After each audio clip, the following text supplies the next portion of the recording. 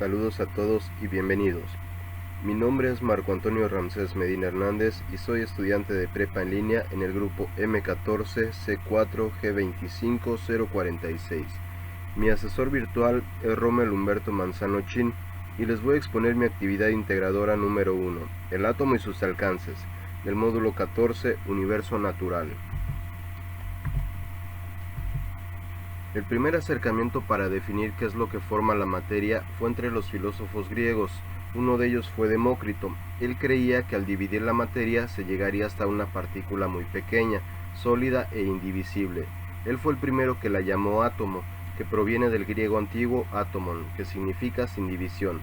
Sus estudios fueron continuados por filósofos posteriores a él, como Leucipo y Epicuro, pero esta teoría fue abandonada durante la Edad Medieval al optar por la teoría creacionista.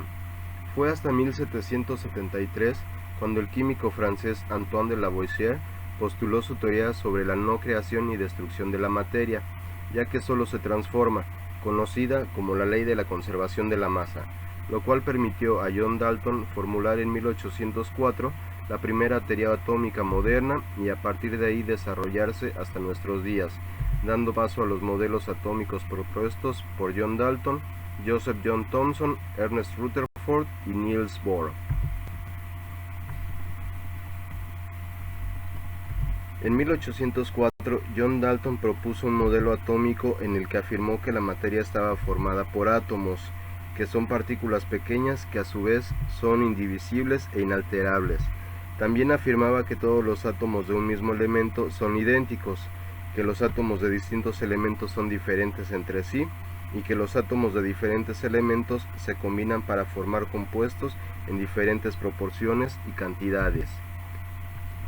El físico inglés Joseph Thomson en 1890, mientras estudiaba la radiación, se dio cuenta que había una repulsión de los rayos catódicos con el imán utilizado, por lo que supuso que debía haber partículas que influían y provocaban esa repulsión.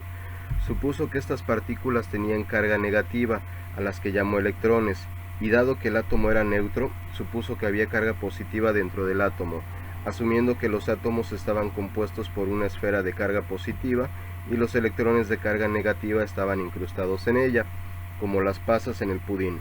Es por esta metáfora que se le conoce como el modelo del pudín de pasas. En 1904 presentó su propuesta del modelo atómico, desechando la propuesta de Dalton, pero aún reconociendo que el átomo era una partícula indivisible.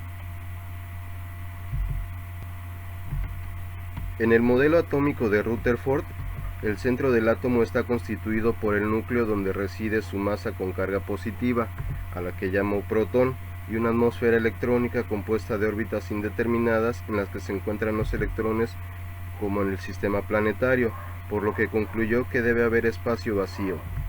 Sin embargo, hasta 1920 James Chadwick, con experimentos semejantes a los de Rutherford, lo confirmó y descubrió una partícula atómica con una masa igual a la del protón y sin carga, a la que llamó neutrón. El modelo de Bohr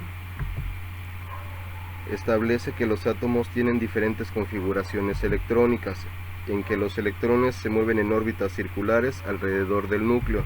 Este modelo se parece al modelo planetario de Copérnico, donde los planetas describen órbitas circulares alrededor del Sol. En este caso, los electrones solo pueden orbitar por determinadas órbitas permitidas. Después de las aportaciones científicas de John Dalton, Joseph Thomson y el modelo de Rutherford, Niels Bohr propuso el modelo atómico de Bohr en 1913. Cada uno de los modelos atómicos es diferente entre sí, por los postulados en que se basa cada uno de ellos, los planteamientos sobre la estructura del átomo y los avances y descubrimientos científicos de cada época. Pero es gracias a cada uno de estos modelos que se ha contribuido al conocimiento y entendimiento de la partícula fundamental de la materia, que es el átomo.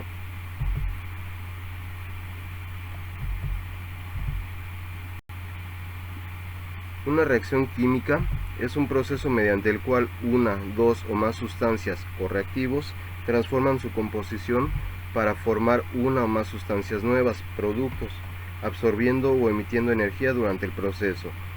En este ejemplo se observa cómo dos átomos de carbono y una molécula de oxígeno, que tiene dos átomos de oxígeno, al producirse la reacción química forman dos moléculas de monóxido de carbono, al redistribuirse los átomos para formar el nuevo compuesto. Los átomos o elementos se denominan reactivos y las moléculas resultantes se denominan productos.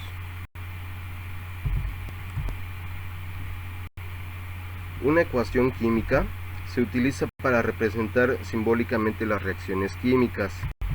En este caso se expresa por medio de caracteres alfabéticos los símbolos de los elementos químicos y con números los coeficientes que representan la cantidad de moléculas y los subíndices que representan los átomos de cada molécula. Como vemos en el ejemplo, los reactivos están antes de la flecha roja y los productos están después de la flecha roja. El símbolo químico se representa con una letra. El subíndice indica la cantidad de átomos de esa molécula. El coeficiente indica cuántas moléculas se formaron y las moléculas se muestran con la combinación de los nombres de cada uno de los símbolos químicos. ¿Cómo forman enlaces los átomos? Los enlaces químicos se forman cediendo, ganando o compartiendo electrones para formar configuraciones electrónicas más estables. Esto le supone un consumo menor de energía. Los electrones de los átomos se redistribuyen y sirven como la fuerza que une a los átomos para formar nuevos compuestos. Los principales tipos de enlaces son iónico, covalente y metálico.